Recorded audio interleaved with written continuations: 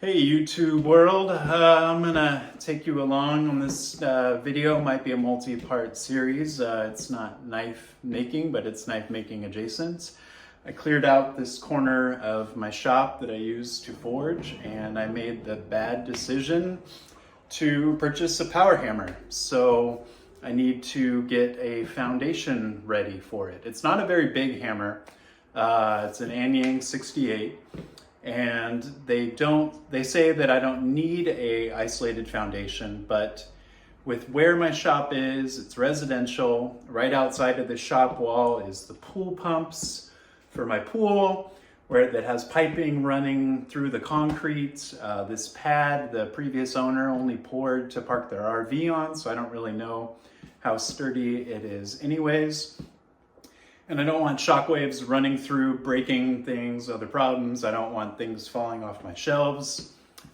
So I'm going to make an isolated foundation for my power hammer. So this is day 2. Day 1, I forgot to video, but what I did is rented a 14-inch, concrete cutting circular saw. I'm gonna tally up what this all cost me, because everything's more than it seemed to be, but it's something that I wanted to do. So I'll show you where we at the end of day 1 and start with day 2, which is the jackhammer. So here we are.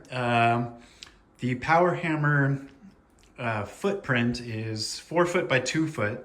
So I added a couple extra inches to each side and just cut the perimeter with the saw, and then some more chunks just to cube it up. I started with a chisel and my biggest hammer and realized that I need more serious equipment, so that's another rental. So let's get started. So all in all, I think this took about 3 hours in total. Once I kind of got the hang of it, I found it was better to think of it as breaking chunks off rather than breaking the concrete up.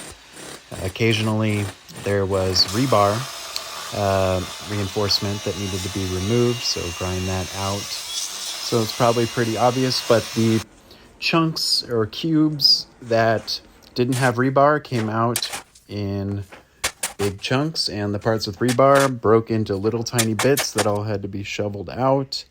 This took a long time, a few hours to get the bulk of it out.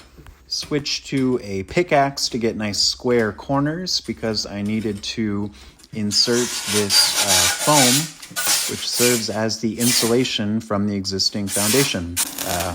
Shifted gears over to building the cage for the strength of the concrete. I definitely overbuilt this. I went kind of crazy. I bought too much rebar and I figured I may as well use it. So good luck to anyone who ever wants to take this concrete out, because it's not going to. But put that in there, and then the next day is switch over to installing the concrete now that this cage is ready.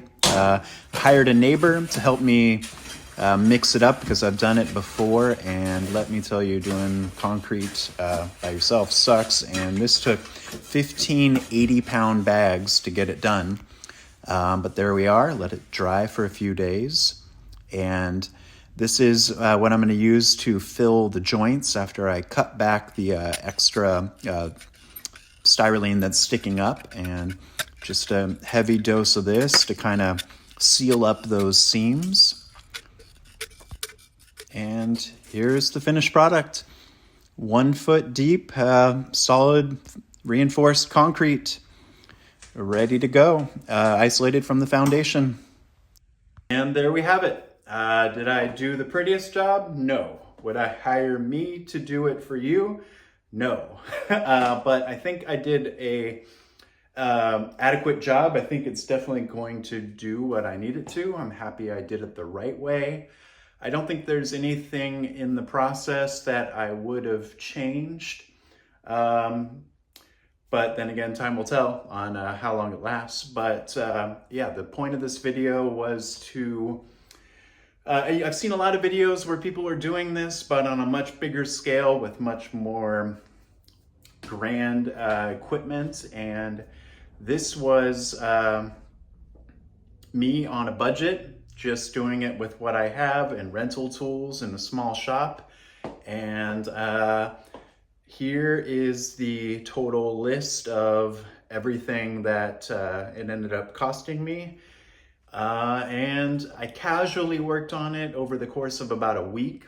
Hard to say just how many hours. None of them were really easy hours, but step 2 is going to be get the power hammer once it's off the boat from China. Put it down, I'll video that, and we'll get part 2 of this video will be installing the power hammer and giving it its first whack on some steel. All right, thanks for following. Bye.